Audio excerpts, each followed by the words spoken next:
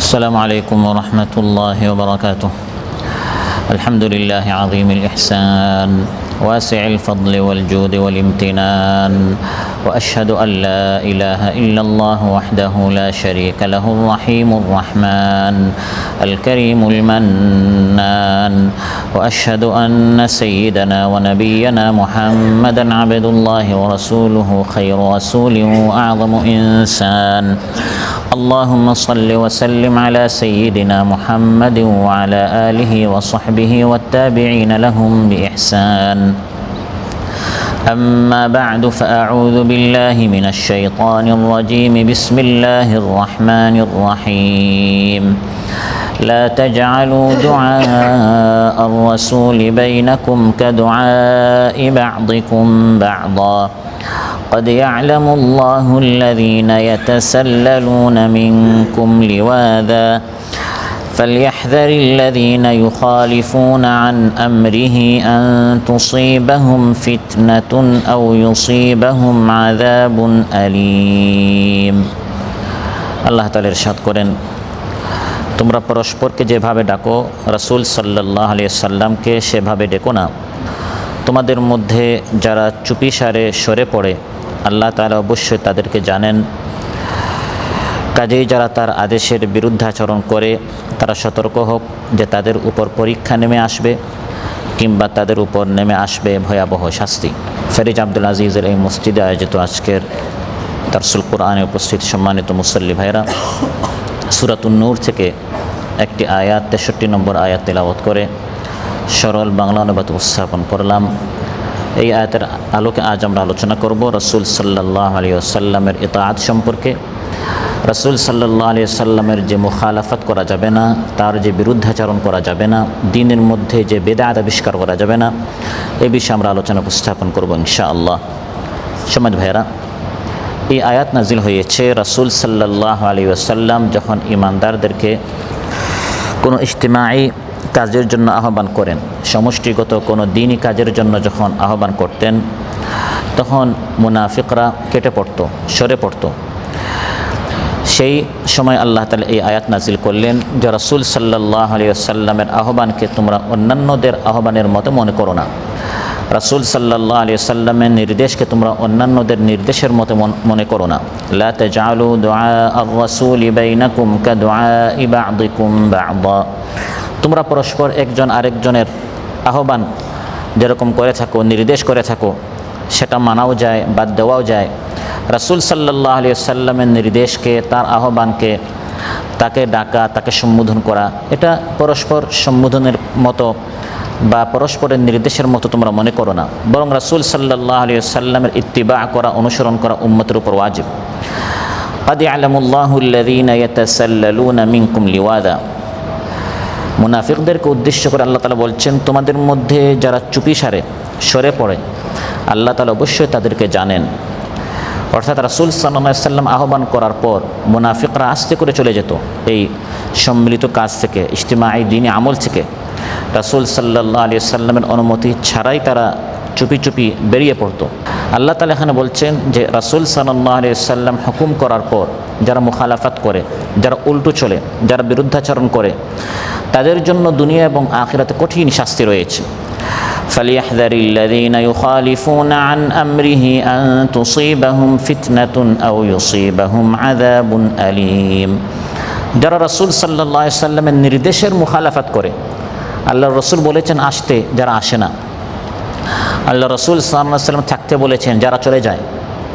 রাসূল সাল্লাল্লাহু আলাইহি ওয়াসাল্লাম একটা নির্দেশ করলেন, এর বিরুদ্ধে যারা চলে আল্লাহ তাআলা বলেন তারা যেন সতর্ক হয়, দুনিয়াতে এবং আখিরাতে তাদের জন্য ভয়ঙ্কর শাস্তি অপেক্ষা করছে। নাউযুবিল্লাহ। তাফসীর ইবনে কাসীর এসেছে আল্লাহ তাআলা যে এই আয়াতে বলেছেন, ফালিয়াহযারিল্লাযীনা ইউখালিফুনা আন আমরি। যারা রাসূল সাল্লাল্লাহু আলাইহি ওয়াসাল্লামের আমর, তার নির্দেশের বিপরীত কাজ করে। আমরির রাসূল সাল্লাল্লাহু আলাইহি ওয়াসাল্লাম হুয়া সাবিলুহু ওয়া মিনহাজুহু ওয়া তরিকাতুহু ওয়া সুন্নাতুহু ওয়া শরীআতুহু। রাসূল সাল্লাল্লাহু আলাইহি ওয়াসাল্লামের নির্দেশ হচ্ছে তার সুন্নত, নির্দেশ হচ্ছে তার আনিত জীবন বিধান, তার শরীআত, তার তরিকা, তার পথ, তার রাস্তা। রাসূল সাল্লাল্লাহু আলাইহি ওয়াসাল্লাম যে সুন্নত, যে তরিকা রেখে গেছেন, এর উল্টা চলা, আরেক রাস্তা আবিষ্কার করা, ইবাদতের আরেক পদ্ধতি আবিষ্কার করা, বন্দেগীর আরেকটি পন্থা আবিষ্কার করা। এই আয়াতে আল্লাহ তাআলা তাদের জন্য কঠিন শাস্তির সতর্ক করে দিচ্ছেন, যাদেরকে আমরা বেদাত বলি বা বেদাতপন্থী বলে থাকি। এই আয়াতে স্পষ্টভাবে যারা দ্বীনের মধ্যে বেদাত আবিষ্কার করে আল্লাহ তাআলা তাদেরকে সতর্ক করছেন। একটি হচ্ছে বেদাত, একটি হচ্ছে সুন্নাত। সুন্নাত হচ্ছে রাসূল সাল্লাল্লাহু আলাইহি ওয়াসাল্লামের তরিকা, বেদাত হচ্ছে রাসূল সাল্লাল্লাহু আলাইহি ওয়াসাল্লামের যে তরিকা এর বিপরীত। সুন্নতের বিপরীত এটাকে বেদাত বলা হয়, তাওহীদের বিপরীত এটাকে শিরিক বলা হয়, ঈমানের বিপরীত এটাকে কুফর বলা হয়। রাসূল সাল্লাল্লাহু আলাইহি ওয়াসাল্লাম আমাদেরকে বলে দিয়েছেন প্রত্যেকটা ইবাদত কখন, কিভাবে, কতটুকু করতে হয়। কোরআনের মধ্যে আল্লাহ তাআলা আমাদেরকে ইবাদত করতে বলেছেন, বন্দেগী করতে বলেছেন, ভালো কাজ করতে বলেছেন। কিন্তু এই ভালো কাজটি আমরা কিভাবে করব, কখন করব, কতটুকু করব, এটা কোরআনের মধ্যে সাধারণ ইবাদতের ক্ষেত্রে আল্লাহ তাআলা বিস্তারিত বলেননি। কারণ আল কোরআন হচ্ছে একটি সংবিধান, আইনের কিতাব। এখানে আল্লাহ তাআলা শুধু আইন বলে দিয়েছেন, কানুন বলে দিয়েছেন, বিধান বলে দিয়েছেন। আমাদেরকে আকিমুস সালাত, সালাত কায়েম করতে হবে, আতুজ যাকাত, যাকাত প্রদান করতে হবে। কিন্তু এই ইবাদতটি আমি কখন করব, কিভাবে করব, কতটুকু করব, এটা কোরআনের মধ্যে বলে না দিয়ে আল্লাহ তাআলা জীবন্ত একজন উস্তাদ, জীবন্ত একজন শিক্ষক আমাদের নিকট পাঠিয়ে দিয়েছেন। তিনি হচ্ছেন রাসূলুল্লাহ সাল্লাল্লাহু আলাইহি ওয়াসাল্লাম। আর তার ক্ষেত্রে আয়েশা রাদিয়াল্লাহু আনহা বলেছেন, কানা খুলুকুহুল কোরআন। কোরআনের মধ্যে যে সকল নির্দেশ রয়েছে এটাকে বাস্তবায়ন করতে হলে, প্র্যাকটিক্যাল এটাকে বাস্তবায়ন করতে হলে রাসূল সাল্লাল্লাহু আলাইহি ওয়াসাল্লামের 23 বছর জিন্দেগি দেখতে হবে, বুঝতে হবে। তাহলে আল কোরআন মানা যায়, আল কোরআনের উপর আমল করা সম্ভব। কোরআন কীভাবে রাসূল সাল্লাল্লাহু আলাইহি ওয়াসাল্লাম বাস্তবায়ন করেছেন এর আলোকে চলা, এটাকে সুন্নত বলা হয়। আর কোরআনের উপর রাসূল সাল্লাল্লাহু আলাইহি ওয়াসাল্লাম যেরকম আমল করেছেন এর বিপরীত অন্যরকম, অন্য একটি তারিকায়, অন্য একটি পদ্ধতিতে কাজ করে, এটাকে বেদাত বলা হয়। এই আয়াতে বেদাতপন্থীদেরকে আল্লাহ তাআলা সতর্ক করেছেন, ফালিয়াহযারিল্লাযীনা ইউখালিফুনা আন আমরি। রাসূল সাল্লাল্লাহু আলাইহি ওয়াসাল্লামের সুন্নত, নির্দেশ, হুকুমের বিপরীত যারা চলে, ইউখালিফুনা আন আমরি আইল মুবতাদিআ, অর্থাৎ বেদাতপন্থীরা, যারা আল্লাহর রাসূলের তরিকার উল্টা চলে, অন্যরকম চলে, ভিন্ন রকম চলে। বেদাত এটি একটি আরবি শব্দ যার বাংলা অর্থ হচ্ছে নতুন কোনো জিনিস। যে কোনো নতুন জিনিসকে আরবিতে বিদআহ বলা হয়। যেমন আল্লাহ তাআলা তার নবীকে বলছেন, হ্যাঁ নবী আপনি বলুন, কুল মা কুনতু বিদআম মিনার রাসূল। হ্যাঁ নবী আপনি বলুন, আমি তো নতুন কোনো নবী বা রসুল নই যে আগে কোনো নবী রসুল আসেন, আমি প্রথম এসেছি। বরং যুগে যুগে নবী রসুল আসছেন, সেই ধারাবাহিকতায় আমি একজন নবী, আমি একজন রাসূল। নবুয়তের ক্ষেত্রে আমি কোনো বেদাত অর্থাৎ নতুন কোনো জিনিস নই। ওই আদম আলাইহিস সালাম, নূহ আলাইহিস সালামের জামানা থেকে যুগে যুগে যে নবী রাসূল আসছেন, আমি একজন নবী রাসূল। তো বেদাতের শাব্দিক অর্থ হচ্ছে নতুন কোনো জিনিস। আর শরীয়তে পারিভাষিক অর্থে আমরা যে বেদাত বুঝিয়ে থাকি এর সংজ্ঞা রাসূল সাল্লাল্লাহু আলাইহি ওয়াসাল্লাম নিজেই দিয়েছেন। বুখারী ও মুসলিমে এসেছে, ক্বালা রাসূলুল্লাহ সাল্লাল্লাহু আলাইহি ওয়াসাল্লাম, মান আহদাসা ফি আমরিনা হাযা মা লাইসা মিনহু ফাহুয়া রাদ্দ। আমাদের দ্বীনের মধ্যে যারা নতুন কোনো জিনিস আবিষ্কার করবে যা দ্বীনের মধ্যে নেই, এটি হচ্ছে প্রত্যাখ্যাত, এটাই হচ্ছে বেদাত। মান আহদাসা, যে কোনো নতুন জিনিস আবিষ্কার করবে, ফি আমরিনা, দ্বীনের মধ্যে, মা লাইসা মিনহু, যা দ্বীনের মধ্যে নেই, এটাকে বেদাত বলা হয়। দ্বীনের মধ্যে এমন জিনিস আবিষ্কার করা দ্বীনের নিয়তে যা দ্বীনের মধ্যে নেই, এটাকে বেদাত বলা হয়। একটি হচ্ছে দ্বীনের জন্য, একটি হচ্ছে দ্বীনের মধ্যে।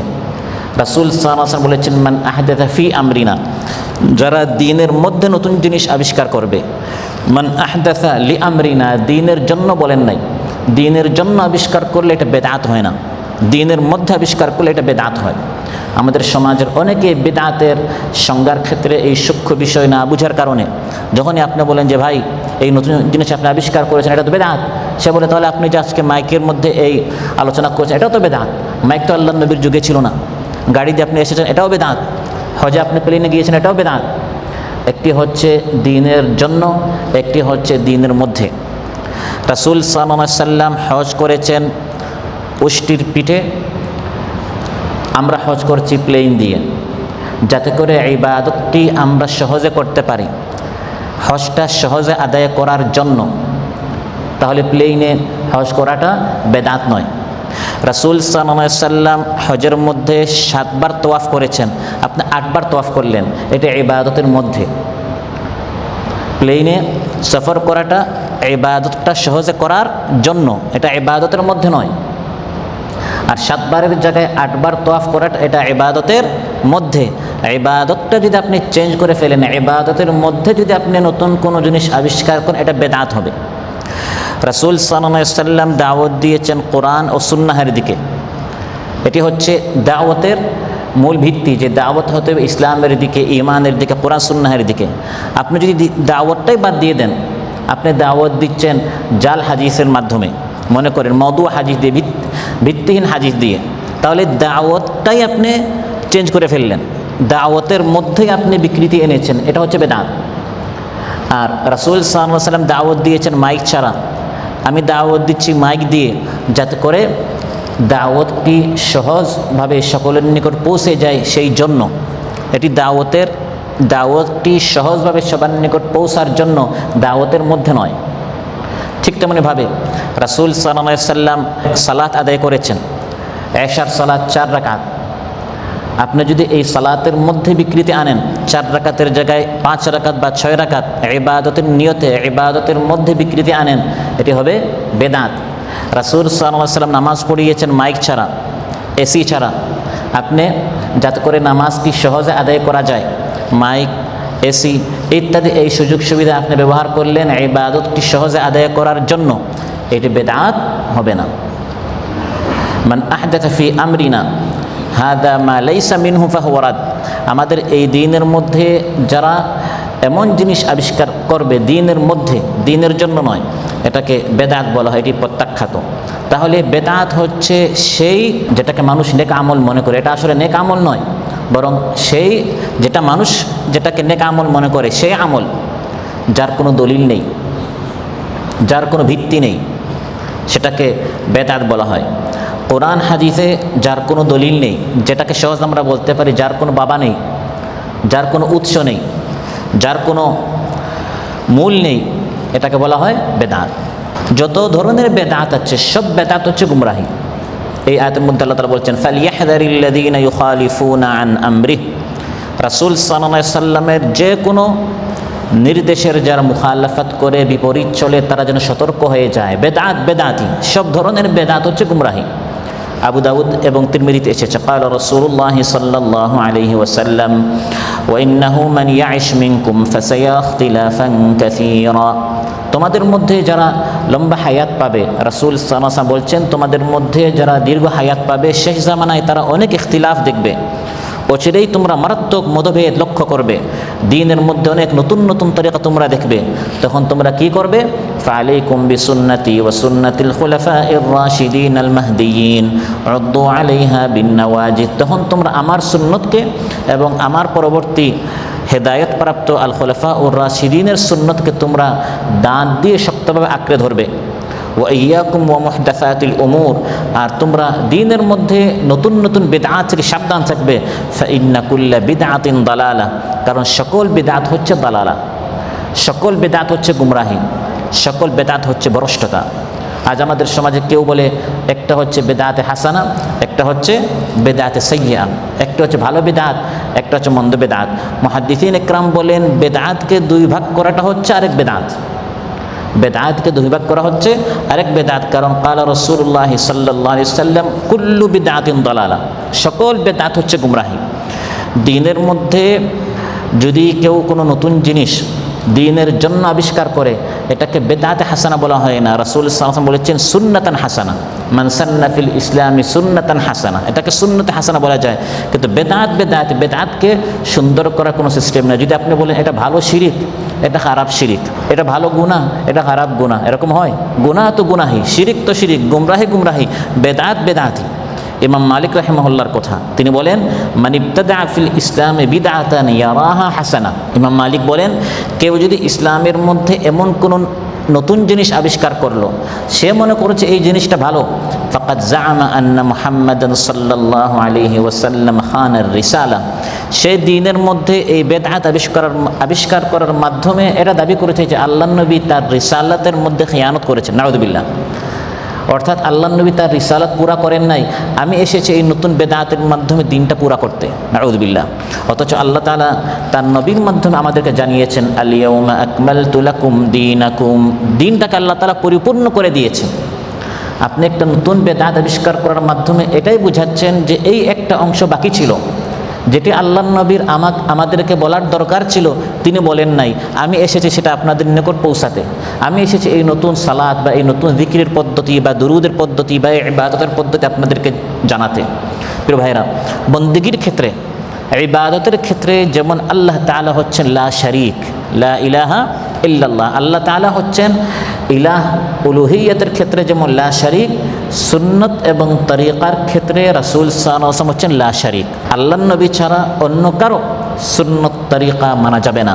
কোরআনের মধ্যে আল্লাহ বলেন ওয়া ইন আতা'তুমুহুম ইন্নাকুম লামুশরিকুন, যারা নতুন নতুন তরিকা আবিষ্কার করে তাদের আনুগত্য করলে তোমরা মুশরিক হয়ে যাবে। সুন্নত একটাই, সেটা হচ্ছে সুন্নাতুর রাসূল সাল্লাল্লাহু আলাইহি ওয়াসাল্লাম। ফামাদা বা'দাল হক ইল্লা দালাল, আল্লাহর রাসূল সাল্লাল্লাহু আলাইহি ওয়াসাল্লাম সুন্নতের পরে যত তরিকা আছে এগুলো সব হচ্ছে গুমরাহি। হ্যাঁ, অন্যান্য ইমাম, মুর্শিদ, উস্তাদ, শিক্ষক যারা আছে তাদের কথা গ্রহণ করা হবে যদি তাদের কথা রাসূল সাল্লাল্লাহু আলাইহি ওয়াসাল্লামের কথা অনুযায়ী হয়, কথার আলোকে হয়, তার কথা বা তার কাজ বা তার সুন্নতের খেলাফ না হয়। কারণ কোরআনের মধ্যে আল্লাহ তাআলা আমাদেরকে শিখিয়েছেন যে যেই হোক না কেন তার কথাকে, তার কাজকে মাপতে হবে আল্লাহর নবীর কথা, আল্লাহর নবীর কাজ এবং তার সমর্থনের মাধ্যমে। লাকাদ কানা লাকুম ফি রাসূলিল্লাহি উসওয়াতুন হাসানাতুন লিমান কানা ইয়ারজুল্লাহা ওয়াল ইয়াউমাল আখির ওয়া যাকারাল্লাহা কাসীরা। আল্লাহ তাআলা বলেন, নিশ্চয় রাসূল সাল্লাল্লাহু আলাইহি সাল্লামের জিন্দেগির মধ্যে, আদর্শের মধ্যে তোমাদের জন্য উত্তম নমুনা রয়েছে, যারা আল্লাহ এবং পরকালে যারা বিশ্বাসী তাদের জন্য। তাহলে একমাত্র রাসূল সাল্লাল্লাহু আলাইহি সাল্লামকে উত্তম আদর্শ হিসাবে গ্রহণ করতে হবে। তিনি হচ্ছেন আমাদের ইমাম, তিনি হচ্ছেন আমাদের কুদওয়া, তিনি হচ্ছেন আমাদের উসওয়াতুন হাসানা, তিনি হচ্ছেন আমাদের উমদা নমুনা, আমাদের আইডল, আমাদের আইকন। তার কথাকে আমরা আদর্শ হিসাবে গ্রহণ করব। তার সুন্নতের আলোকে যদি আপনার কথা হয় আমরা সেটা গ্রহণ করব। আর তার সুন্নতের, তার কথা কাজের বিপরীত যদি আপনার কথা হয়, আপনি যেই হন না কেন সেই কথা হবে প্রত্যাখ্যাত। আপনি যত বড় ইমাম হন, আপনি যত বড় আলিম হন, আপনার কথা যদি রাসূল সাল্লাল্লাহু আলাইহি সাল্লামের কথার বিপরীত হয়, ঘুরাইয়া পেছায় এটা গ্রহণ করার কোনো সুযোগ নেই। বুখারী মুসলিমে এসেছে ক্বালা রাসূলুল্লাহ সাল্লাল্লাহু আলাইহি ওয়াসাল্লাম মান আমিলা আমালান লাইসা আলাইহি আমরুনা ফাহুয়া রাদ, যে ব্যক্তি এমন কোন আমল করবে যে আমল আমি নবীর তরিকা অনুযায়ী নয়, সেটা প্রত্যাখ্যাত। বলে এটা বড় পীর করেছে, বড় হুজুর করেছে। বলেন আমাদের সমাজে হুজুর তো একজন, তিনি হচ্ছেন হুজুর আকরাম সাল্লাল্লাহু আলাইহি ওয়াসাল্লাম। হুজুর আকরাম, রাসূল আযম, শাহেবানি আদম, নবিয়ুল আরবুল আজম সাল্লাল্লাহু আলাইহি ওয়াসাল্লাম, তিনি হচ্ছেন সবচেয়ে বড় হুজুর, হুজুরদের হুজুর, ইমামদের ইমাম। ইমামদের কথা বাদ দেন, হুজুরদের কথা বাদ দেন, কোনো নবীর নবুয়ত চলবে না আল্লাহর নবীর নবুয়তের সামনে। সুবহানাল্লাহ। মহানবী সাল্লাল্লাহু আলাইহি ওয়াসাল্লাম দেখলে হযরত ওমর রাদিয়াল্লাহু আনহু হাতে একটি তাওরাতের একটি খণ্ড, হযরত ওমর সেই তাওরাত থেকে তিনি পাঠ করছেন। মহানবী সাল্লাল্লাহু আলাইহি ওয়াসাল্লাম খুব রাগ করলেন আর বললেন, হে ওমর, ইসলাম যখন এসেছে, আমি যখন এই হিদায়ত নিয়ে এসেছি, অন্য কোনো নবীর তখন নবুয়ত চলবে না। কোরআনের মাধ্যমে তাওরাত, ইনজিল সব রহিত হয়ে গেছে, অন্যের তরিকা গ্রহণ করা যাবে না। সেটা কোনো নবীর যদি তরিকাও হয়, লাউ কানা মূসা হাইয়ান ওয়াত্তাবা'তুমুহু ওয়া তারাকতুমুনি লাদালালতুম, মুসনাদ আহমদ এসেছে। এখন যদি মূসা আলাইহিস সালাম জিন্দা হন আর তোমরা যদি আমি নবীকে বাদ দিয়ে মূসার অনুসরণ করো, তোমরা সবাই পথভ্রষ্ট হয়ে যাবে। এখানে আল্লাহর নবী আছেন, মূসা আলাইহিস সালাম আছেন, সবাইকে অনুসরণ করতে হবে কার? রাসূল সাল্লাল্লাহু আলাইহি সাল্লামের। আল্লাহর নবীর নবুয়তের, রিসালাতের সামনে অন্য নবীদের নবুয়ত খতম হয়ে গেছে, তাদের নবুয়ত, তাদের রিসালাত শেষ হয়ে গেছে। সেখানে কোনো হুজুরের হুজুরগিরি চলবে? কোনো পীর সাহেবের পীরগিরি চলবে? যেখানে কাল রাসূলুল্লাহ সাল্লাল্লাহু আলাইহি সাল্লাম বলা হয়ে যায়, সেখানে সব হুজুর, বড় পীর বলেন, মাশায়েখ বলেন, যে বলেন না কেন, সেটা শেষ হয়ে যেতে হবে যদি আপনার ঈমান থাকে যে মুহাম্মদুর রাসূলুল্লাহ সাল্লাল্লাহু আলাইহি ওয়াসাল্লামের উপর আপনি ঈমান এনে থাকেন। আমাদের সমাজ আজ অনেকেই বলে অমুক পীর বলেছে, পীর মাশায়েখ বুজুর্গের তরিকার উপর আমি আছি। রাসূল সাল্লাল্লাহু আলাইহি সাল্লামের তরিকাই একমাত্র আমাদের জন্য গ্রহণযোগ্য। যেখানে অন্য রাসূলের রিসালাত চলে না, সেখানে কোনো বুজুর্গের বুজুর্গি চলতে পারে না। সালাত আদায় করতে হবে রাসূল সাল্লাল্লাহু আলাইহি সাল্লামের মতো। আরেকজন আপনাকে শেখালো, তিনি যত বড় আলিম হন না কেন, যদি রাসূল সাল্লাল্লাহু আলাইহি সাল্লামের তরিকার খেলাফ হয়, সেটা কখনো গ্রহণ হবে না। কত মানুষ নামাজ পড়ে জাহান্নামে যাবে। নামাজ পড়তে আল্লাহ তাআলা বলেছেন, কিন্তু কীভাবে বলবো, কীভাবে আমরা এই নামাজটা পড়বো? রাসূল সাল্লাল্লাহু আলাইহি সাল্লাম নিজে নামাজ পড়ে আমাদেরকে বলেছেন, সাল্লু কামা রাআইতুমুনি উসাল্লি। আমি রাসূল এভাবে নামাজ পড়েছি, তোমরা এভাবে নামাজ পড়ো। একজন সাহাবী নামাজ পড়লেন আল্লাহ রাসূল সাল্লাল্লাহু আলাইহি ওয়াসাল্লামের সামনে, তারপরে আসলেন মজলিসে। মহানবী সাল্লাল্লাহু আলাইহি ওয়াসাল্লাম বললেন, ইরজি ফাসাল্লি ফাইন্নাকা লাম তুসাল্লি। যাও আবার নামাজ পড়ো, তুমি নামাজই পড়ো নাই। এটা বলেন নাই যে তোমার নামাজ পরিপূর্ণ হয় নাই, বলেছেন ফাইন্নাকা লাম তুসাল্লি, তুমি নামাজই পড়ো না, কারণ এই নামাজটা আল্লাহ নবীর তরিকায় হয় নাই। তাহলে নামাজটা যদি রাসূল সাল্লাল্লাহু আলাইহি ওয়াসাল্লাম তরিকায় না হয়, নামাজ পড়েও নামাজ হবে না। হজ করতে গেলেন এবং তিনি একটি বাহনের উপর ছিলেন, কেন? যাতে করে সবাই দেখে কীভাবে আমল করতে হয়, তাওয়াফ করতে হয়, সাই করতে হয়, কঙ্কর মারতে হয়, উকুফে আরাফা, মাবিত মুজদালিফা, সবগুলো তিনি নিজে করেছেন। আর বলেছেন, খুযু আন্নী মানাসিকাকুম, আমি নবীর থেকে দেখে দেখে হজটা শিখো, আমার তরিকায় হজ করতে হবে, অন্য তরিকায় করবে এটা বেদাত হয়ে যাবে।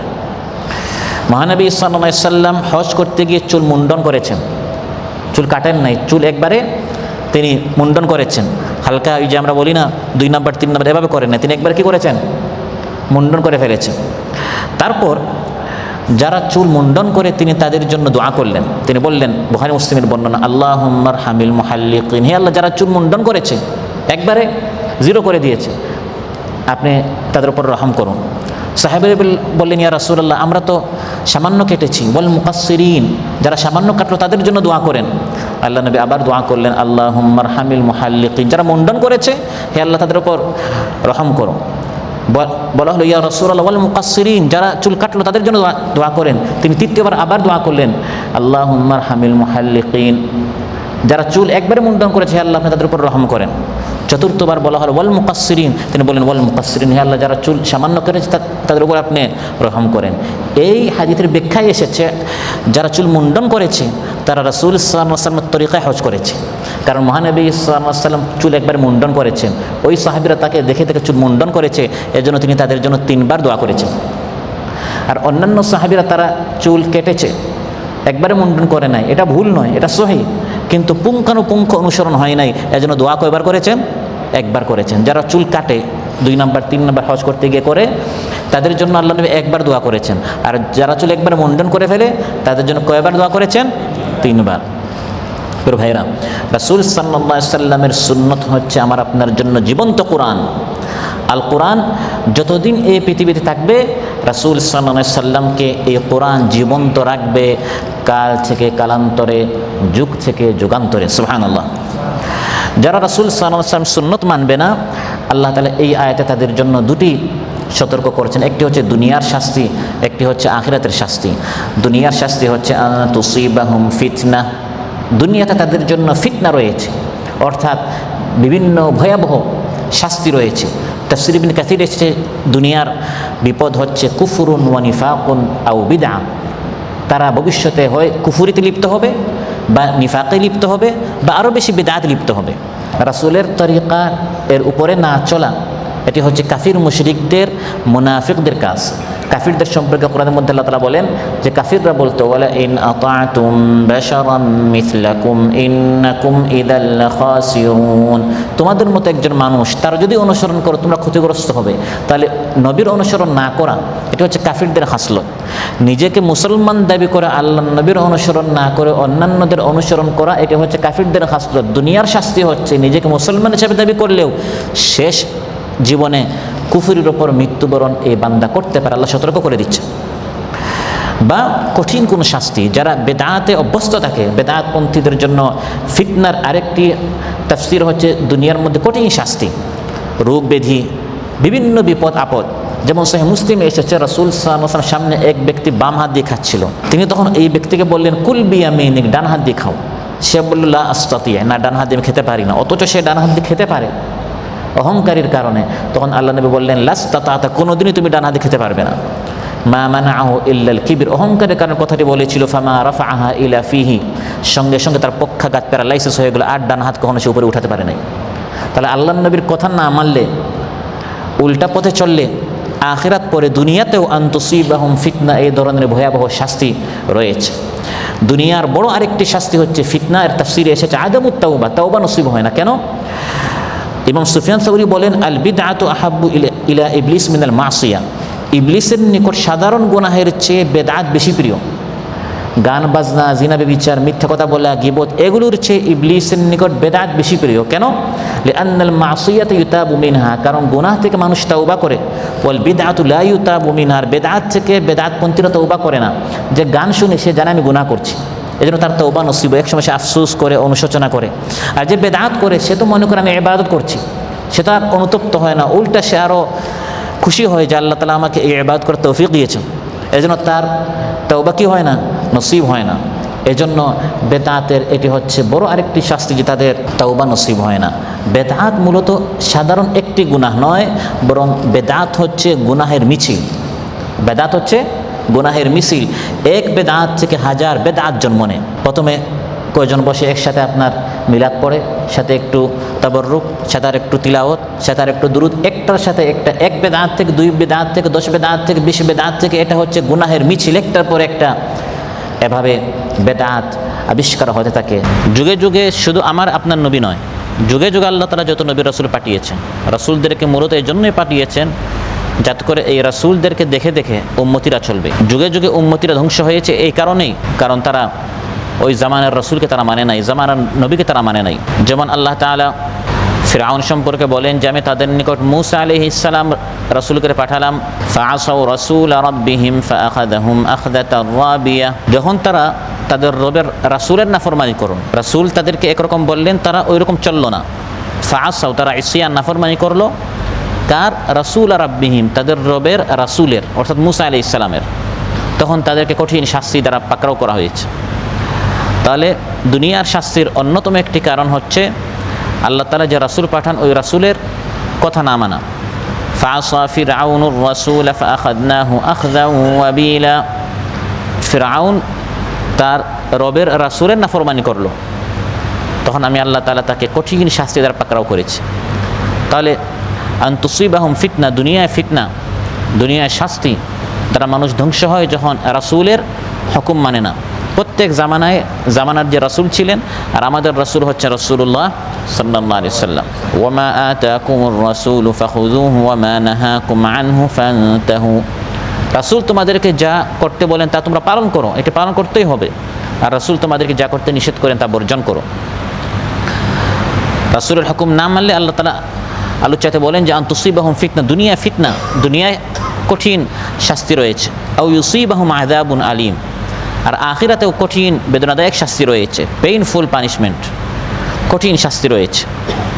আখিরাতে যারা রাসূলের হুকুম মানবে না তাদের জন্য কি শাস্তি রয়েছে?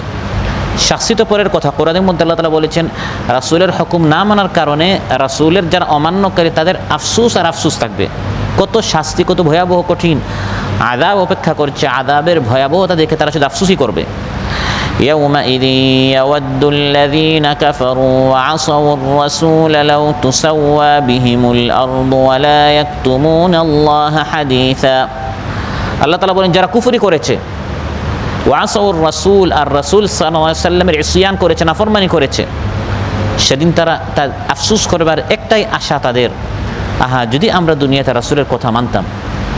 রাসূল আমাদেরকে যে পথ দেখিয়েছিলেন, এই পথে মানতে গিয়ে অনেক কুরবানির দরকার ছিল, অনেক ত্যাগের দরকার ছিল, কিন্তু এই পথের মাধ্যমেই শান্তি এবং মুক্তি রয়েছে। যারা দুনিয়াতে কোরবানি করেছে তারা চোখে দেখবে যে দুনিয়া ত্যাগ করার কারণে আজ তারা জান্নাতে চলে যাচ্ছে। রাসূলের কথা যারা অমান্য করেছিল ওই দৃশ্য দেখে তারা আফসোস করবে আমরা কেন মানলাম না। মানে নাই অনেক অসৎ বন্ধুদের কারণে, অসৎ বন্ধুরা তাদেরকে লেলিয়ে উস্কাতো এবং তাদেরকে বলতো যে এত ত্যাগের দরকার নেই, দুনিয়া কয়দিনের বা দুনিয়া, একটু ভোগ করে নাও, একটু বিনোদন করে নাও, রাসূলের এই তরিকায় চলতে হলে অনেক ত্যাগ কুরবানির দরকার। এরকম অসৎ বন্ধুদের কারণে অনেকেই রাসূলের অমান্য করে। কোরআনের মধ্যে আল্লাহ তাআলা বলেছেন ওই অসৎ বন্ধুদেরকে, সাথীদেরকে যখন এই ব্যক্তি দেখবে তখন তাকে তিরস্কার করবে আর বলবে তোর কারণে আজ আমি রাসূলের কথা মানি নাই। ويوم يعض الظالم على يديه يقول يا ليتني اتخذت مع الرسول سبيلا يا ويلتى ليتني لم أتخذ فلانا خليلا لقد أضلني عن الذكر بعد إذ جاءني وكان الشيطان للإنسان خذولا أو يصيبهم عذاب أليم যারা রাসূলের হুকুম মানবে না কিয়ামতের দিন তাদের জন্য কঠিন শাস্তি রয়েছে, এত কঠিন শাস্তি যে ব্যক্তি রাসূলের হুকুম মানে নাই, আল্লাহ বলেন আদুল যালিমু আলা ইয়াদাই, সে তার হাত কামড়াবে, কতটুকু আফসোস করবে আর বলবে আহা ইয়া লাইতানি ইত্তাখাযতু মা'আর রাসূলি সাবিলা, যদি আমি রাসূলের পথ ধরতাম। রাসূলের পিছনে পিছনে চলতে হলে বিষয়টা এত সহজ নয়, কুরবানির দরকার, ত্যাগের দরকার, কষ্ট বরদাস্ত করতে হয়। কিন্তু যদি আমি কষ্টটা সহ্য করে নিতাম, 20 বছর 30 বছর 50 বছরের তো হায়াত ছিল, এর থেকে তো আর বেশি নয়।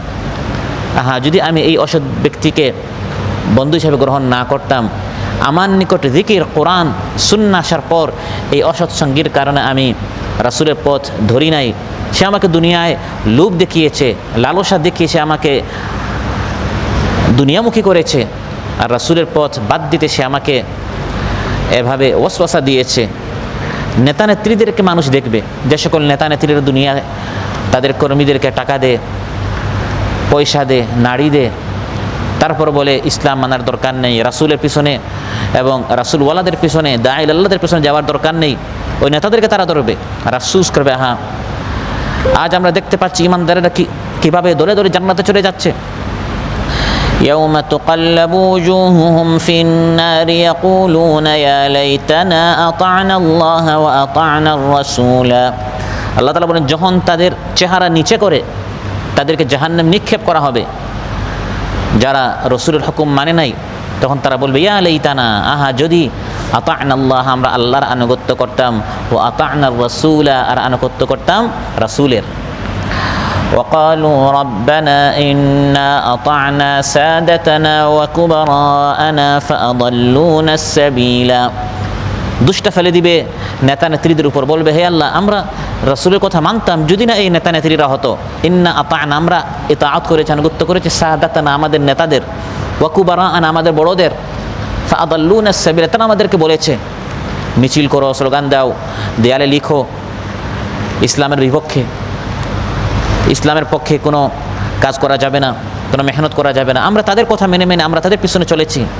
তখন আল্লাহ তাআলা বলবেন এরকম দোষারোপ করে তোমরা বাঁচতে পারবে না, তারা দ্বিগুণ শাস্তি পাবে, আর তোমরা যা করেছো এর শাস্তি তো তোমাদের ভোগ করতে হবে। এভাবে আল্লাহ তাআলা কোরআনের মধ্যে বলেছেন রাসূল আমি পাঠিয়েছি রাসূলের আনুগত্য করার জন্য, সুন্নত মানার জন্য। কিন্তু যে ব্যক্তি প্রত্যেকটা কাজে রাসূলের উল্টা কাজ করে, তার জীবনে রাসূল সাল্লাল্লাহু আলাইহি ওয়াসাল্লামের কোনো সুন্নত নেই, না ব্যক্তি জীবনে, না তার পরিবারের মধ্যে, না সে যেখানে কাজ করে, কোম্পানিতে, দোকানে, সাইটে, কোথাও রাসূল সাল্লাল্লাহু আলাইহি ওয়াসাল্লামের কোনো সুন্নত, লেনদেনে, মুআমালাতে, মুআশারাতে কোথাও সে মানতে চায় না, এগুলো তার পছন্দ হয় না। মনে করে এগুলো মানতে গেলে আমরা অনেক পিছনে চলে যাব। কোরআনের মধ্যে আল্লাহ তাআলা বলেন আও ইউসিবাহুম আযাবুন আলিম, তাদের জন্য কঠিন শাস্তি রয়েছে, আর কঠিন শাস্তির স্থান হচ্ছে জাহান্নাম, কঠিন স্থান হচ্ছে জাহান্নাম। ওয়ামান ইউশাকিকির রাসূল, যে ব্যক্তি প্রত্যেকটা কাজে রাসূলের বিরোধিতা করে, রাসূলের সুন্নত ভালো লাগে না, রাসূল সাল্লাল্লাহু আলাইহি ওয়াসাল্লামের পথ ভালো লাগে না, রাসূল সাল্লাল্লাহু আলাইহি ওয়াসাল্লামের চিন্তা, মানহাজ, তরিকা ভালো লাগে না। ومن يشاقق الرسول من بعد ما تبين له الهدى ويتبع غير سبيل المؤمنين نوله ما تولى ونصله جهنم وساءت مصيرا। হিদায়াত সামনে আসার পর যে ব্যক্তি রাসূলের পথ এর বিরোধিতা করে, আমাদের সামনে আজ হিদায়াত এসেছে, কোরআন সুন্নাহ হাতে উঠিয়ে দেওয়া হচ্ছে, বোঝানো হচ্ছে, আর আজ তো হিদায়াত আমি পাই নাই এটা বলার কারো কোনো সুযোগ নেই। হাতে হাতে মোবাইল আছে, অসংখ্য অগণিত ইসলামী দ্বীনে আলোচনা আছে, মসজিদে আছে, মার্কাজে আছে, প্রত্যেক জায়গায় দ্বীনের হিদায়াত রয়েছে। এত সুযোগ সুবিধা থাকার পর যে ব্যক্তি আল্লাহর নবীর সুন্নত জানলো না, মানলো না, আল্লাহ তাআলা বলেন আমি তাকে ওই গুমরাহির পথেই ছেড়ে দেই, আর কিয়ামতের দিন নুসলিহি জাহান্নাম, তাকে আমি জাহান্নামে প্রবেশ করাই। আর জাহান্নাম ঠিকানার দিক দিয়ে কতই না নিকৃষ্ট। প্রিয় ভাইরা, তাহলে রাসূল সাল্লাল্লাহু আলাইহি সাল্লামের সুন্নত এর অনুসরণ প্রত্যেক ঈমানদারকে করতে হবে। আজ আমাদের সমাজে কত বেদাত, বেদাত আর বেদাত, মাথা থেকে পা পর্যন্ত পুরাটাই বেদাতে জাতি ডুবে আছে।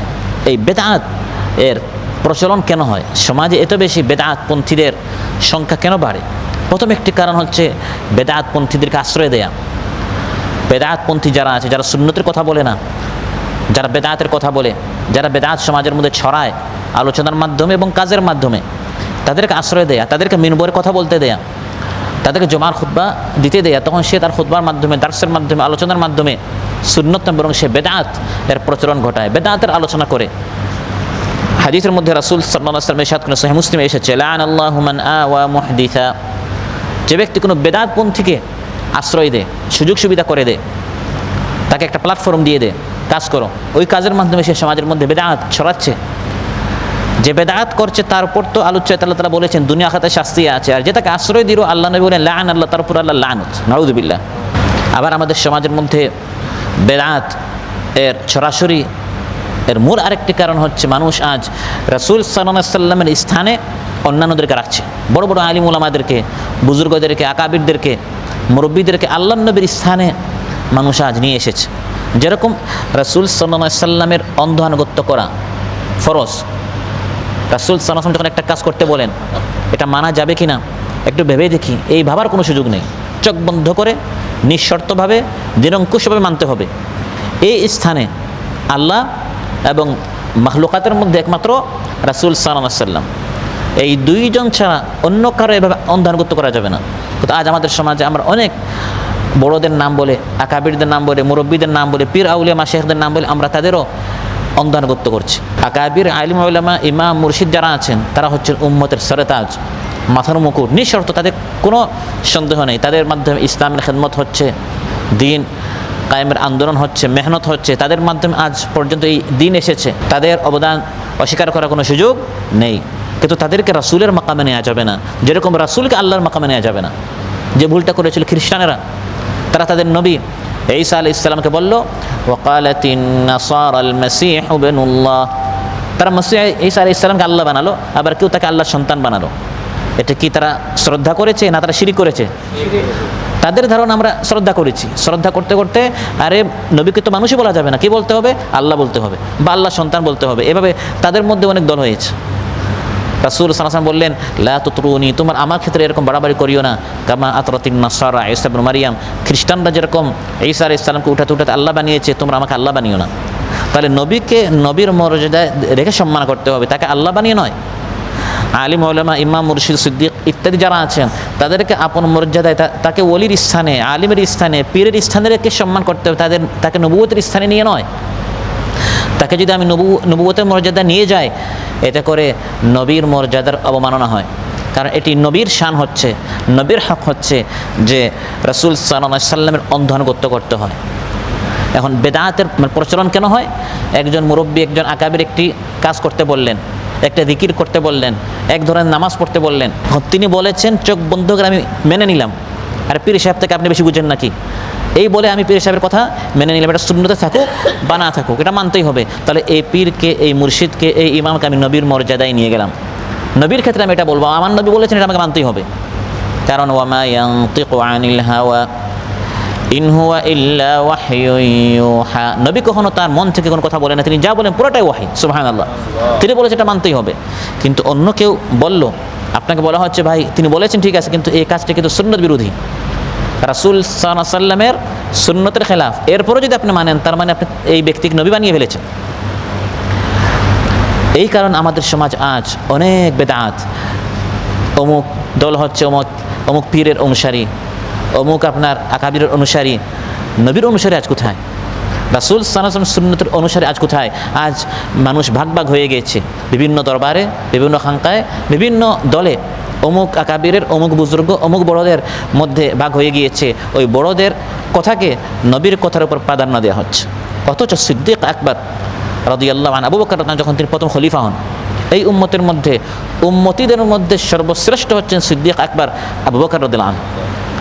তিনি যখন খলিফা হন তার প্রথম ভাষণ খুতবার মধ্যে তিনি বলেছিলেন আতিউনি মা আতাতুল্লাহ ওয়া রাসূলা, আমি আবু বকর যতক্ষণ তোমাদেরকে হুকুম করবার, হুকুম যদি আল্লাহ এবং তার রাসূলের হুকুম অনুযায়ীও সে হুকুম মানবে।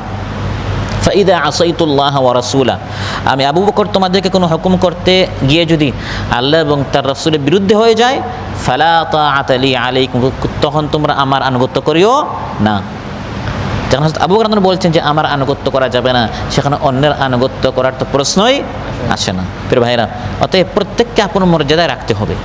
কিন্তু এই বেদাতের প্রচলন হওয়ার অন্যতম একটি কারণ হচ্ছে উলামাদেরকে, ইমামদেরকে, আকাবিরদেরকে, বুজুর্গদেরকে, হুজুরদেরকে উঠাতে উঠাতে নবীদের স্থানে নিয়ে যাওয়া। এই কাজটি ইহুদিরা করত, খ্রিস্টানরা করত। যখন এই আয়াত নাজিল হলো, ইত্তাখাযু আহবারাহুম ওয়া রুহবানাহুম আরবাবাম মিন দুনিল্লাহি ওয়াল মাসীহ ইবনে মারইয়াম, খ্রিস্টানেরা তাদের গুরুদেরকে, তাদের ইমাম আলিমদেরকে আল্লাহর বদলা তাদেরকে রব বানিয়ে ফেললো। আল্লাহ বলছেন ইত্তাহাদু, তারা বানিয়েছে, সাব্যস্ত করেছে, আহবারহুম ওয়া রুহবানাহুম, তাদের মুরব্বী আকাবিরদেরকে আরবাবান, রব বানিয়েছে, মিন দুনিল্লাহ, আল্লাহকে বাদ দিয়ে। এই আয়াত যখন নাজিল হয় তখন রাসূল সাল্লাল্লাহু আলাইহি ওয়াসাল্লাম পার্শ্বে একজন সাহাবী ছিলেন, যিনি আগে খ্রিস্টান ছিলেন, হযরত আদি, আলী নয়, আইনের পরে লাম নয়, দাল, আদি বিন হাতিম রাদিয়াল্লাহু আনহু। তিনি বললেন, ইয়া রাসূলুল্লাহ, আমরা তো আমাদের আলিমদেরকে আল্লাহ বানাই নাই। আল্লাহ যে বললেন যে আমরা খ্রিস্টানেরা নাকি আমাদের আলিম ওলামাদেরকে আল্লাহর বদলে আমরা তাদেরকে আল্লাহ বানিয়েছি, আমরা তো তাদেরকে আল্লাহ বানাই না, আমরা তো আল্লাহর ইবাদত করতাম। তিরমিজির বর্ণনা। তখন রাসূল সাল্লাল্লাহু আলাইহি ওয়াসাল্লাম প্রশ্ন করলেন, আলাইসা ইউহাররিমুনা মা আহাল্লাল্লাহু ফাতুহাররিমুনা ওয়া ইউহিল্লুনা মা হারামাল্লাহু ফাতাস্তাহিল্লুনা, কেন এমন হয় না হে আদি যে আল্লাহ একটা জিনিস হালাল করেছেন, তোমাদের আলিমরা এটাকে হারাম করে দিয়েছে, তখন তোমরা উম্মতিরা আল্লাহর কথা বাদ দিয়ে আলিমদের কথা মতো তোমরা ওই হালাল জিনিসকে হারাম বানিয়েছো। আবার আল্লাহ এই জিনিসকে হারাম করেছেন, আলিমরা হালাল করে দিয়েছে, তোমরা আল্লাহর কথা বাদ দিয়ে আলিমদের কথা অনুযায়ী এটাকে তোমরা হালাল বানাও নাই। তিনি বলেন, হ্যাঁ আমরা এটাই করেছি।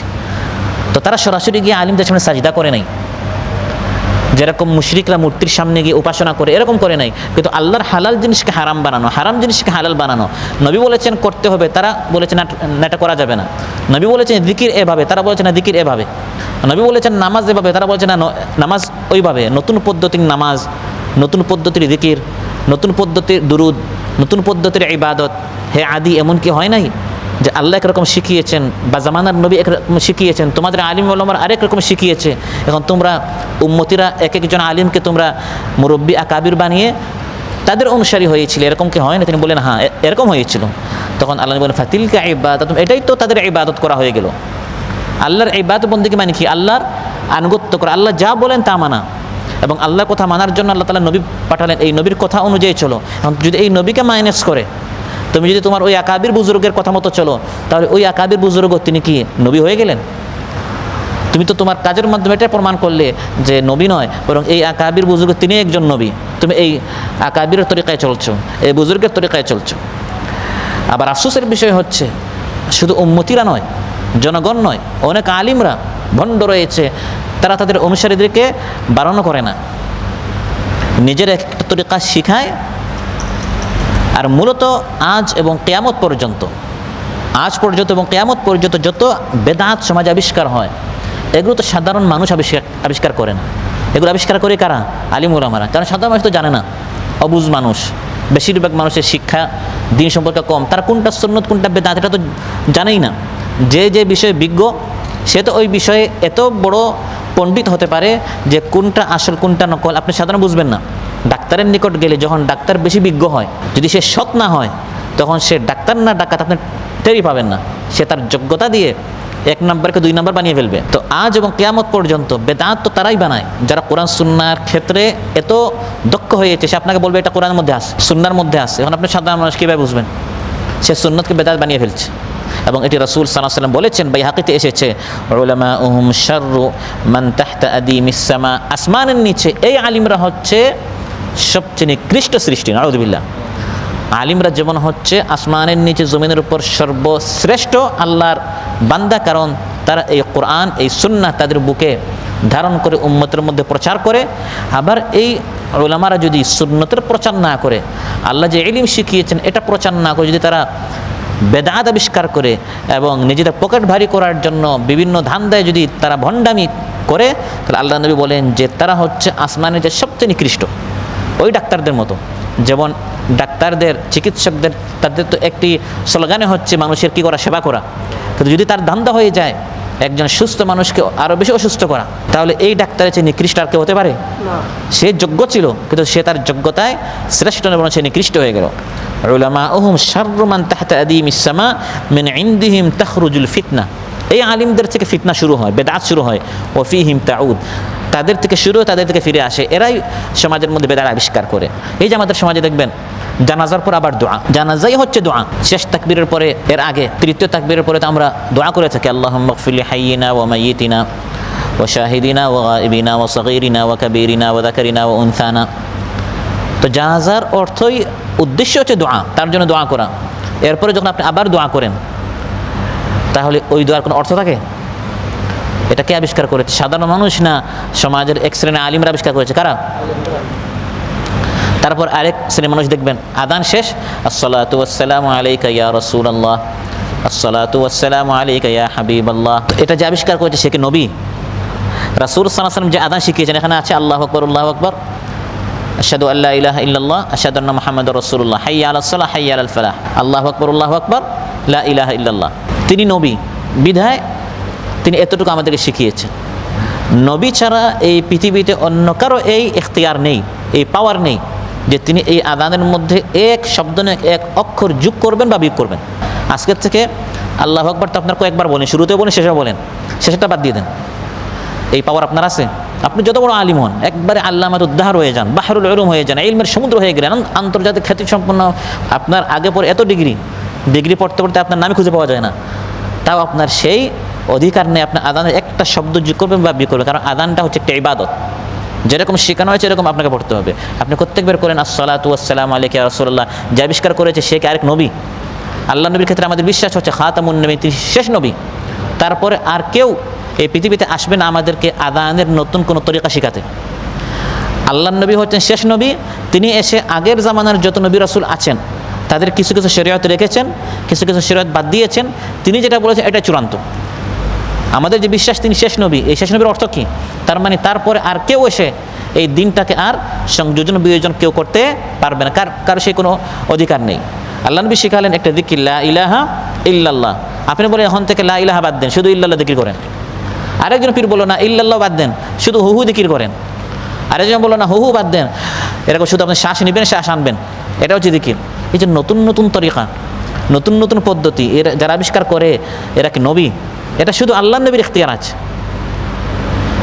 নবী ছাড়া অন্য কেউ এটা শিখালো বা করলো, এর নামে হচ্ছে বিদআত। যে আমাদের সমাজে মিলাদ আছে, আগাগোড়া পুরোটা বিদআত। 12 রবিউল আউয়াল আসলেই যা হয় ইবাদতের নামে যেগুলো সব কি বিদআত। শবে মেরাজের নামে বিভিন্ন নির্দিষ্ট রাতগুলোতে একটা বিদআত জিন্দা হবে, একটা সুন্নত মারা যায়।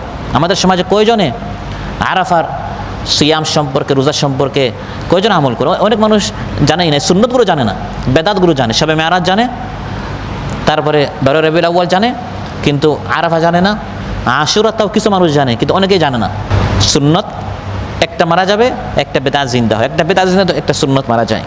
আর যখন জিজ্ঞাসা করা হয় যে ভাই এটা আপনি করেন কেন, তখন একটা উত্তর, সেটা হচ্ছে অসুবিধা কি? ভাই আমি তো কোনো এখানে বসে বসে গীবত করি নাই, মিথ্যা কথা বলি নাই, চুরি ডাকাতি করি নাই, আমি এখানে কোনো নাচানাচি করি না, আমি তো আযানের পরে বলেছি আসসালাতু ওয়াসসালামু আলাইকা ইয়া রাসূলুল্লাহ।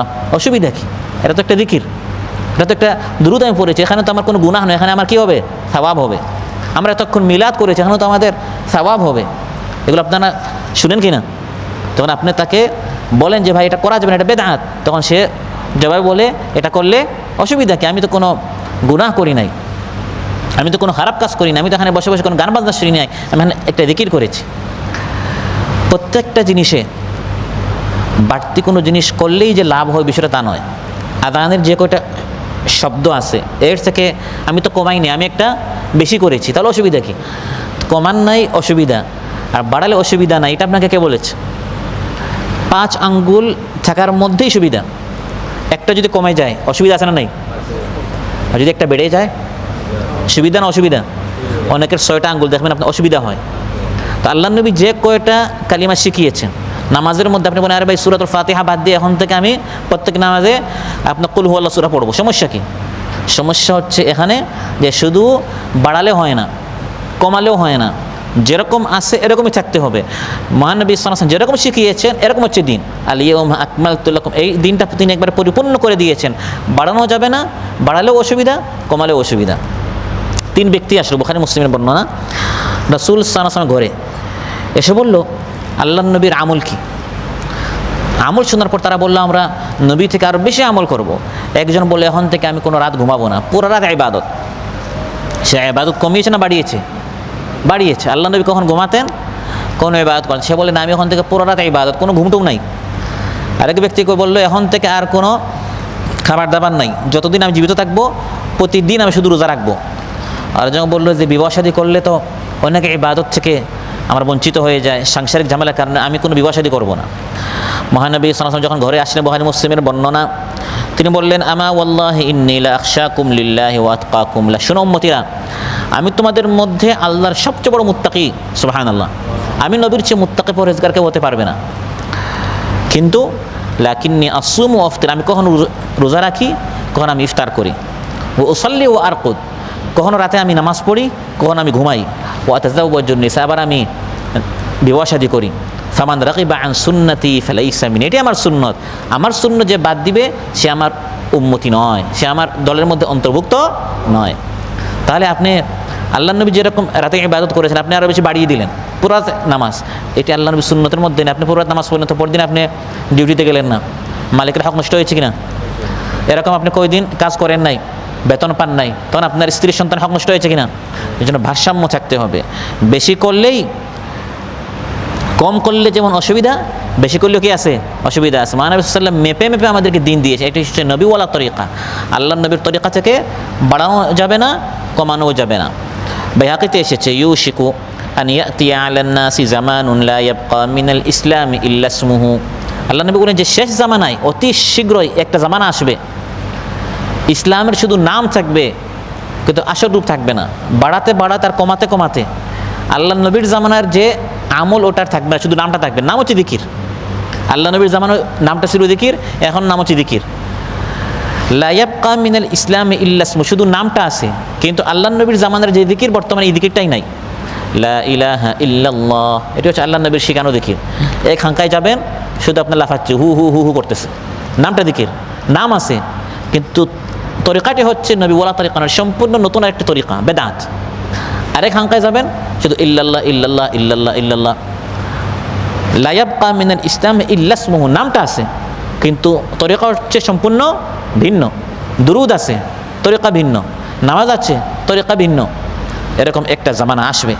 ওয়ালা ইয়াবকা মিনাল কুরআনি ইল্লা রাসমুহু, কোরআনে শুধু রসুম থাকবে। এখন আমাদের সমাজে শুধু খতমের রসুম, একজন মারা গেছে হুজুর নিয়ে আসেন, তো কোরআন শুধু এই সকল রসুমাতের জন্য মানে কোরআন নাজিল হয়েছে। একটা মাহফিল হবে, শুরুতে আমরা একটু আপনার তিলাওয়াত শুনবো, একজন মারা গেছে একটু তিলাওয়াত হবে, কিন্তু কেউ বুঝলো না কোরআন যে উদ্দেশ্যে নাজিল হয়েছিল গোটা উম্মতকে হিদায়াত দেওয়ার জন্য, ওইগুলো বাদ দিয়ে এখন কোরআন একটা রসুমাত হয়ে যাবে শুধু বরকতের জন্য। এই জন্য মানুষ কোরআন জানে না, সুন্নত জানে না।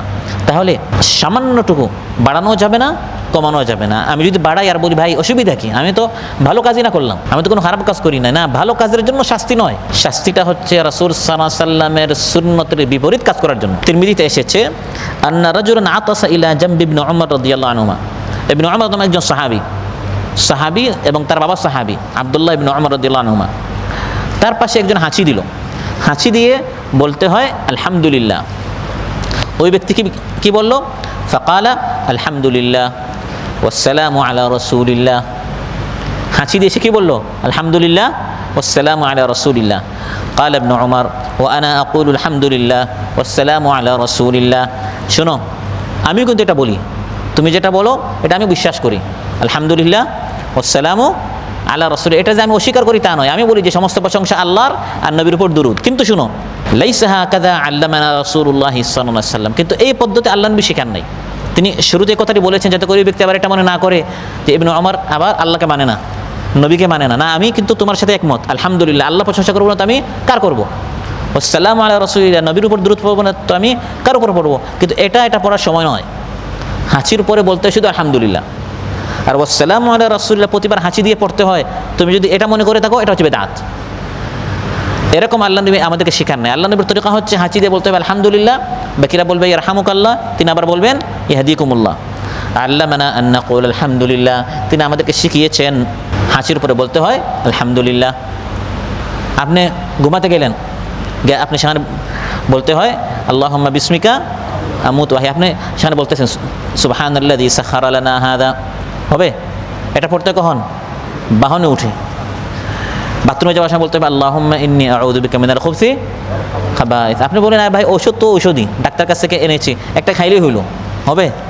প্রত্যেকটা ঔষধ, কোনটা হাঁচির, কোনটা আপনার জ্বর কাশি হলে, কোনটা পেট ব্যথা, কোনটা মাথা ব্যথা, এগুলো আছে না নাই? আবার প্রত্যেকটা নির্দিষ্ট পরিমাণ আছে। ঔষধ তো ঔষধি, কম খাই বেশি খাই, আমি একটু খেয়ে ফেলি না, প্রত্যেকটা যেরকম নির্দিষ্ট পরিমাণ আছে, কোনটা 8 ঘন্টা পর, কোনটা 10 ঘন্টা পর, কোনটা একদিন একবার, কোনটা সপ্তাহে একবার, এগুলো ডাক্তার বলে দেয়। ঠিক তেমনিভাবে শরীয়ত হচ্ছে সেভাবে, ইসলাম হচ্ছে সেভাবে। বাড়াবেন কমাবেন অসুবিধা হবে। অসুবিধা কী টানো, যেরকম ডাক্তারের কথা না মানলে অসুবিধা আছে, এখানে অসুবিধা আছে। মগজ থেকে বেদাতটা যখন বের হবে, ওই পীর আউলিয়াদের অন্ধ আনুগত্য অনুসরণটা যখন বের হবে, তখন অসুবিধাটা আপনার বোঝা যাবে। না হয় ঘুরায় পেঁচায় প্রত্যেকটা আয়াত হাদিস ওই পীরের কথা মতো, আকাবির এবং বুজুর্গদের কথা মতো এটাকে আপনি মানাবার চেষ্টা করবেন, তখন আপনি এটা বুঝতে পারবেন। অনেকে আছে কোরআন সুন্নাহ মানে না, বরং কোরআন সুন্নাহর সকল আয়াত হাদিসকে ওই পীরের কথাকে সত্য প্রমাণিত করার জন্য ঘুরাইয়া পেছাইয়া সে চেষ্টা করে যে তার যে আকাবির আছে, বুজুর্গ আছে, তার কথাটা কী করা, সত্য প্রমাণিত করা। না, আমি আসবো কোরআনের সামনে আমার মাথাটা একবারে শূন্য করে, আমার মাথায় কিছু নাই, কোরআন যা বলবে তা মানবো। আমি যদি আগেই এটা আমার মাথায় আমি মানে ঢুকিয়ে ফেলি, আমার পীর সাহেব যেটা বলেছে এটাই সত্য, এটাকে সত্য প্রমাণিত করতে হবে, তাহলে আমি কোরআন থেকে হেদায়েত পাবো না। প্রিয় ভাইরা, ইমানদারদের অন্যতম গুণ হচ্ছে যে তারা রাসূলের অনুসরণ করে। এটা হচ্ছে ইমানের দাবি। রাব্বানা আমান্না বিমা আনজালতা ওয়াত্তাবা'নার রাসূলা ফাকতুবনা মা'আশ শাহিদিন। ইমানদাররা বলে, হে আমাদের রব, আপনি যা নাজিল করেছেন আমরা ঈমান এনেছি, ওয়াত্তাবা'নার রাসূল, এবং আমরা রাসূলের কি করেছি, ইত্তিবা করেছি।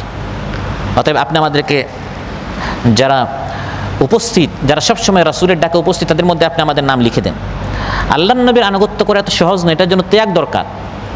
আল্লাহ তারা প্রশংসা করেছেন সাহাবীদের যে তারা ক্ষতবিক্ষত জখম শরীরে হওয়ার পরেও তারা আল্লাহর নবীর ডাকে সাড়া দিয়েছে। সুবহানাল্লাহ। আল্লাযীনা ইসতাজাবু লিল্লাহি ওয়ার রাসূলি মিন বা'দি মা আসাবাহুমুল কারহ। কিন্তু মুনাফিকরা শুধু সুবিধার সময় পাওয়া যায়, যেখানে মিষ্টি আছে, যেখানে জিলাপি আছে, যেখানে হাদিয়া তবরুক আছে, ওখানে আছে, সব জায়গায় তাদেরকে পাওয়া যায়। এটা কোরআনের মধ্যে আল্লাহ তাআলা বলেছেন যে গরমের সময় নাই, ঠান্ডার সময় নাই, গনিমতের সময় আছে। শুধু সুবিধার সময় আল্লাহ নবীর সুন্নত মানতে চায়, কিন্তু সব সময় নবীর সুন্নত তারা মানে না। ফারিহাল মুখাল্লাফুনা বিমাকআদিহিম খিলাফা রাসূলিল্লাহি ওয়া কারিহু আন ইউজাহিদু বিআমওয়ালিহিম ওয়া আনফুসিহিম ফি সাবিলিল্লাহ ওয়া ক্বালু লা তানফিরু ফিল হার। নবী ডাক দিলেন, তারা বলে অনেক গরম, এখন বের হইও না। তাহলে তারা নবীর ডাকে সাড়া দেয় নাই, তারা নবীর আনুগত্য করেন নাই, নবীর অনুসরণ তারা করে নাই। আল্লাহ তাআলা কোরআনের মধ্যে একজন মুনাফিক আছে, নাম দিয়ে আমরা ইমানদার, কিন্তু যখন বলা হয় আসো আল্লাহ রসুল কি বলেছেন এটা বাস্তবায়ন করো, তখন তাদেরকে আর খুঁজে পাওয়া যায় না। ওয়া ইযা কিলা লাহুম তাআলাউ, যখন বলা হয় আসো, তাআলাউ মানে আসো, ইলা মা আনজালাল্লাহ, আল্লাহ যা নাযিল করেছে কোরআনের দিকে, ওয়া ইলার রাসূল, রাসূলের দিকে, রাআইতাল মুনাফিকিনা ইয়াসুদ্দুনা আনকা সুদুদা, তখন তুমি দেখবে মুনাফিকরা পাশ কাটিয়ে চলে যায়। প্রিয় ভাইরা, অতএব একমাত্র ব্যক্তি যার অনুসরণ করতে চোখ বন্ধ করে তিনি হচ্ছেন রাসূলুল্লাহ সাল্লাল্লাহু আলাইহি ওয়াসাল্লাম। বড় বড় যারা ইমাম ছিলেন, ইমাম আবু হানিফা, ইমাম শাফিঈ, ইমাম মালিক, ইমাম আহমদ হাম্বল রাহিমাহুল্লাহ, প্রত্যেকেই বলেছে আমার কথা যদি আল্লাহর নবীর কথার বিপরীত হয়, আমার কথা তখন তোমরা মানিও না। ইমাম মালিক রাহিমাহুল্লাহ বলেছেন কুল্লুন ইউখাযু মিন কালামিহি ওয়া ইউতরাক ইল্লা সাহিবু হাযাল কবরি সাল্লাল্লাহু আলাইহি ওয়াসাল্লাম। তিনি আল্লাহ নবীর কবরের, তিনি তো ছিলেন আপনার মদিনার ইমাম, ইমাম দারুল হিজরা, কবরের পাশে গিয়ে তিনি বললেন যে প্রত্যেকের কথা কিছু মানা যায়, কিছু বাদ দিতে হয়। পৃথিবীতে এমন কেউ নেই যে তার 100% কথা নিতে হবে। আপনি ওই ইমামের বা মানে বুজুর্গের অন্ধর্ষণ করেন, তার মানে তিনি যা বলেন তা আপনি সব মানবেন, এরকম হতে পারে না। তার হতে পারে অনেক কিছু নেবেন, কিন্তু দুই একটা তার ভুল হবে। একমাত্র এই ব্যক্তি অর্থাৎ রাসূলুল্লাহ, তিনি মানে রাউদা শরীফের পাশে গিয়ে বললেন, কবরের পাশে গিয়ে বললেন যে এই কবরে যিনি শায়িত আছেন রাসূলুল্লাহ সাল্লাল্লাহু আলাইহি ওয়াসাল্লাম, তার প্রত্যেকটা কথা মানতে হবে, এছাড়া কারো কথা মানতে হবে এবং কারো কারো কোনো কোনো কথা বাদ দিতে হবে। আবার ইমাম শাফিঈ রাহিমাহুল্লাহ বলেছেন, ইযা সাহহাল হাদিস ফাহুয়া মাযহাবি, যখন কোনো হাদিস বিশুদ্ধ তোমরা পাবে এটা আমার মাযহাব, কোনো ভুল হাদিস, জাল হাদিস এটা তোমরা গ্রহণ করিও না। ইযা রাআইতুম কালামি ইউখালিফু কালামান নবী সাল্লাল্লাহু আলাইহি ওয়াসাল্লাম ফাদরিবু বিকালামি আবদুল হাইদ, যখন তোমরা দেখবে আমি শাফিঈর কথা হাদিসের বিপরীত, তখন আমার কথা তোমরা নিক্ষেপ করে আল্লাহ নবীর কথা তোমরা গ্রহণ করিও। এখন যদি কেউ বলে না ইমাম শাফিঈ যা বলেছে আমি তাই মানবো, সহিহ হোক ভুল হোক, এটা হচ্ছে ইমাম শাফিঈকে সে ইমাম নয় নবী বানিয়েছে। অথচ ইমাম শাফিঈ নিজে বলেছেন আমার কথা যদি আল্লাহ নবীর কথা বিপরীত হয় তখন আমার কথা আর মানা যাবে না। ইমাম ইবনুল কাইয়িম রাহিমাহুল্লাহ জাদুল মাআদ একটা হাদিস এনেছেন, এর থেকে আরও শক্ত কথা। ইবনে আব্বাস রাদিয়াল্লাহু আনহু বলেন, তিনি একটা কথা বলছিলেন, তখন সামনে একজন বলল আপনি বললেন আল্লাহ নবী বলেছেন, কিন্তু আমরা দেখেছি হযরত আবু বকর ওমর এরকম করেছেন। তখন তিনি রাগ করে বললেন, ইবনে আব্বাস আনহুমা, ইউশিকু আন তানজিলা আলাইকুম হিজারাতুম মিনাস সামা, অতি সত্বর আসমান থেকে পাথর নিক্ষেপ করা হবে, তোমাদেরকে ধ্বংস করা হবে। কারণ আকুল, আমি বলছি قال رسول الله صلى الله عليه وسلم وتقولون قال আবু বকর ওয়া ওমর, আমি বলি, ইবনে আব্বাস বলেন আমি বলি আল্লাহ নবী বলেছেন আর তোমরা বল আবু বকর ওমর বলেছেন। যদি আবু বকর ওমর তারা নিজেরাও দলিল, কারণ আলাইকুম বিসুন্নতি ওয়া সুন্নাতুল খুলাফায়ে রাশিদিন। কিন্তু ইবনে আব্বাস এটা মানে বুঝাচ্ছেন যে আল্লাহ নবীর কথার সামনে আবু বকর ওমরের কথাও সামনে আনা যাবে না, আল্লাহ নবী যেটা বলেছেন এটাই মানতে হবে। আবু বকর ওমর তারাও দলিল, অন্য হাদিসে এসেছে যে খলিফাদের কথা মানতে হয়, কিন্তু তিনি এই হাদিসে এটার মানে গুরুত্ব বুঝাচ্ছেন যে একমাত্র আল্লাহ নবীর কথাকে নিরঙ্কুশভাবে মানতে হবে, আবু বকর ওমরের কথাকেও আল্লাহ নবীর কথার সামনে এভাবে মানে উপস্থাপন করা যাবে না। সেখানে অন্যান্য যে আপনার পীর বুজুর্গ আছে তাদের তো কোনো অস্তিত্বই নেই। তাই ইবনে মাসউদ রাদিয়াল্লাহু আনহু বলেন, ইত্তাবিউ ওয়া লা তাবতাদিউ ফাকাদ কুফিতুম ওয়া কুল্লু বিদআতিন দালালা, ইত্তিবা করো, নবীর অনুসরণ করো, তোমাকে বলা হয়েছে নবীর অনুসরণ করো, তোমাকে বলা হয় নাই লা তাবতাদিউ, নতুন নতুন তরিকা আবিষ্কার করতে তোমাকে বলা হয় নাই, তোমাকে নতুন তরিকা বানাতে বলা হয় নাই, তরিকা হয়ে গেছে, এখন শুধু ওই তরিকা ফলো করে জান্নাতে যাও। ইমাম মালিক রাহিমাহুল্লাহ মদিনার ইমাম, তার সামনে এক ব্যক্তি নিষিদ্ধ ওক্তে নামাজ পড়তে আসলো। আপনারা জানেন 3টা ওক্ত নামাজ পড়া নিষিদ্ধ, সূর্য ওঠার সময় মাথার উপর আর যখন সূর্য অস্ত যায়। সূর্য ওঠার সময় সে আসলো, কি পড়ো? নফল নামাজ, নফল পড়লে তো আল্লাহ জান্নাত দিবেন। বলে না এখন নামাজ পড়া যাবে না। ওই ব্যক্তি প্রশ্ন করলো, হাল ইউআযযিবুনিল্লাহু আলাস সালাহ, হে ইমাম নামাজ পড়লে তো সওয়াব হবে, আল্লাহ কি নামাজের কারণে আমাকে শাস্তি দিবেন? তিনি বললেন না, নামাজের জন্য শাস্তি নয়, আল্লাহর নবীর হুকুমের বিপরীত কাজ করার কারণে শাস্তি হবে। আজ আমাদের সমাজে অনেকে বলে যে আপনারা বলেন এটা করলে গুনাহ হবে, আমরা তো মানে কোনো গান বাজনা করি নাই, আমরা তো এখানে বসে বসে একসাথে জিকির করেছি, ওই জিকিরের জন্য নয়, নামাজের জন্য নয়। আপনি এমন একটা তরিকা আবিষ্কার করেছেন যে তরিকা আল্লাহ নবী শিখান নাই, আল্লাহ নবীর বিপরীত কাজ করার কারণে শাস্তি হবে। তারপরে ইমাম মালিক এই হাদিস পড়েছেন, এই আয়াত পড়েছেন, ফালইয়াহদারিল্লাযীনা ইউখালিফুনা আন আমরি, আল্লাহ নবীর কাজের বিপরীত কোনো কাজ করা যাবে না। ইবনে ওমর বলেন, কুল্লু বিদআতিন দালালাহ ওয়া ইন রাআহান নাসু হাসানা, প্রত্যেকটা বেদআত গুমরাহি, যদিও এটা মানুষের নিকট সুন্দর হয়, সবাই বললো সুন্দর, সুন্দর হয়ে যাবে, সুন্দর না অসুন্দর এটা বলবেন মহানবী সাল্লাল্লাহু আলাইহি ওয়াসাল্লাম। আমরা সবাই বললাম ভাই মিলাটা তো অনেক সুন্দর, আদানের পরে এরকম দুরূদ পড়া তো অনেক সুন্দর, আমরা সবাই মিলে যদি ভোট দিই তাহলে আপনার সুন্নত হয়ে যাবে। এটা কোনো ভোটাভুটির বিষয় না, ইলেকশনের বিষয় না, এটা হচ্ছে আপনার সিলেকশনের বিষয়। আল্লাহ তাআলা সিলেক্ট করে দিয়েছেন, এটাই সুন্নত, এটাই বিদআত।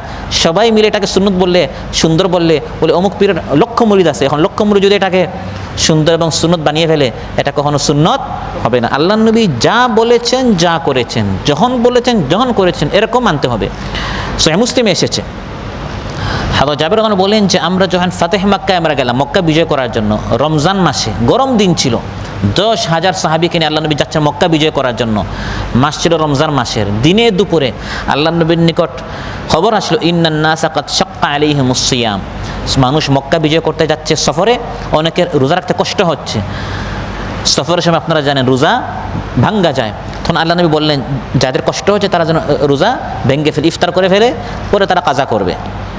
বলা হলো না আপনার কথার পরেও অনেকের কষ্ট হচ্ছে, যেহেতু আপনি নিজে রোজা ভাঙ্গেন, এই জন্য অনেক রোজা ভাঙছে না। তখন আল্লাহ নবী ফাদাআ বিকাদাহিন মিন মা, পানির বোতল আনতে বললেন, বাদাল আসরে, আসরের পর, মানে মাগরিবের একবারে কিছুক্ষণ আগে। ফারাফাআহু, তিনি এই বোতল সবার সামনে রমজান মাসে দিনে দুপুরে উঠালেন, হাত্তা নাযারান নাসু, সবাই দেখলো যে আল্লাহ নবী বোতল হাতে নিলেন, সুম্মা শারিবা, তারপর তিনি পানিটি পান করলেন। তারপর বলা হলো যে কিছু মানুষ তারা নিজেরা গবেষণা করেছে যে এত আসর পর তো মাগরিবের আর মাত্র কিছুক্ষণ আছে, তারা রোজা ভাঙ্গে নাই। আল্লাহ নবী রোজা ভাঙ্গার পর তারা কি করে নাই? রোজা ভাঙ্গে নাই। ইন্না বা'দান নাসি কাদ সাম, একদম মানুষ রোজা রেখেছে। আল্লাহ নবী তখন বললেন উলাইকাল উসা, উলাইকাল উসা, এরা হচ্ছে নাফরমান, এরা হচ্ছে নাফরমান। মানে আপনারা বলেন, এরা গান বাজনা শুনে নাফরমান হয়েছে না রোজা রেখে নাফরমান হয়েছে? তার মানে রোজা রাখলেই সুন্নত হয় না। মূল হচ্ছে ইবাদত হচ্ছে আল্লাহ নবী যখন যেভাবে যতটুকু করেছেন এটা সুন্নত। রমজান মাসে এখন তিনি আসরের আগ মুহূর্তে তিনি বলেছেন এখন সিয়াম ভাঙতে হবে, এখন রোজা ভাঙ্গাটা হচ্ছে ইবাদত, এখন রোজা ভাঙ্গাটা হচ্ছে সুন্নত, এখন রোজা রাখাটা হচ্ছে বেদাত। ওই যে আমরা বলি না অসুবিধা কি, আমরা তো একটু জিকির না করলাম, আমরা একটু দুরূদ পড়লাম, তো তারা তো আপনার রোজা রেখেছে। রোজা রেখে যারা এই কাজ করেছে আল্লাহ বলেছেন যে তারা কি করেছে? তারা উলাইকাল উসা, তারা নাফরমানি করেছে। সারাংশ ওয়া আন্না হাযা সিরাতী মুস্তাকিমান ফাত্তাবিউহু ওয়া লা তাত্তাবিউস সুবুল। আল্লাহ তাআলা বলেন হে নবী আপনি বলুন এটাই আমার পথ, অনুসরণ করো, আঁকা বাঁকা যত বেদাত আছে এগুলো তোমরা অনুসরণ করিও না। আল্লাহ সুবহানাহু ওয়া তাআলা আমাদের সবাইকে আমৃত্যু সুন্নতের উপর অটল থাকার তৌফিক দান করুন, সকল বেদাত থেকে বাঁচার তৌফিক দান করুন।